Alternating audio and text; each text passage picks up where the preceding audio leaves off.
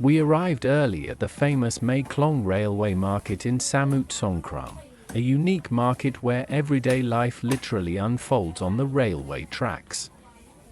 This woman prepares a large catfish for sale. With practiced precision, she delivers firm blows to the fish's neck using a heavy knife, swift, forceful motions aimed at dispatching it quickly, though the struggle of the animal is still visible. It is a direct and unembellished moment, reflecting the realities of a traditional market where freshness is paramount and fish are prepared on the spot for customers.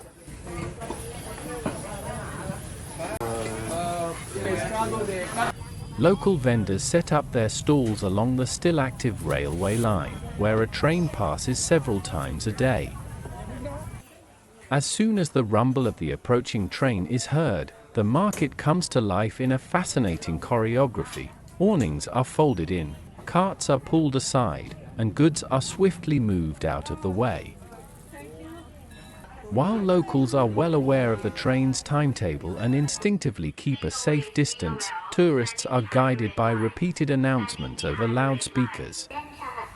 In several languages, they are warned of the approaching train and instructed to remain behind the red lines painted on the ground, though these markings have often faded and are not always clearly visible.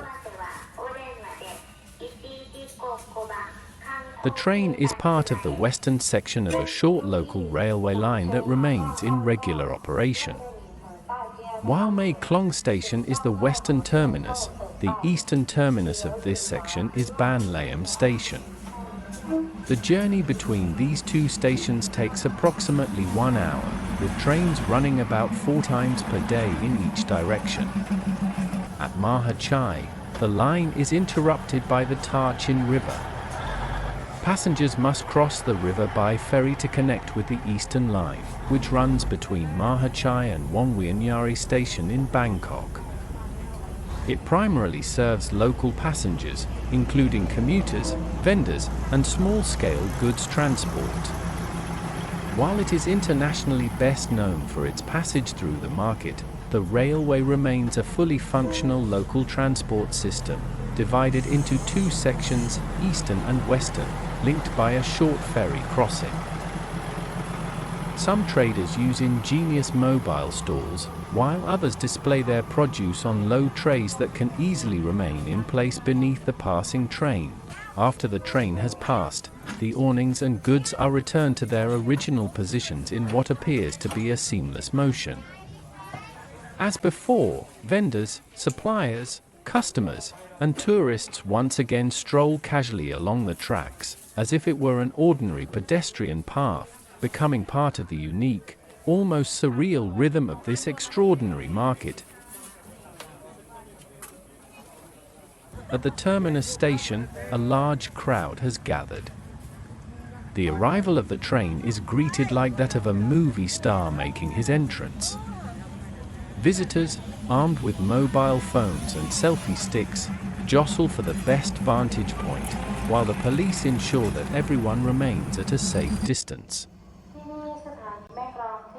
Klong Station is located on the eastern bank of the Klong River. The station has a modest, functional character typical of a provincial terminus, with simple platforms and low-rise buildings rather than grand architecture. Its setting is distinctive, just steps away from the bustling market and the river, where fishing boats and local transport share the waterway that has long shaped daily life in the region. The Klong River is formed by the confluence of the Kwai Yari and Kwai Noi rivers in Kanchanaburi province, from where it flows for approximately 150 kilometers before reaching the Gulf of Thailand. Its name literally means drum river.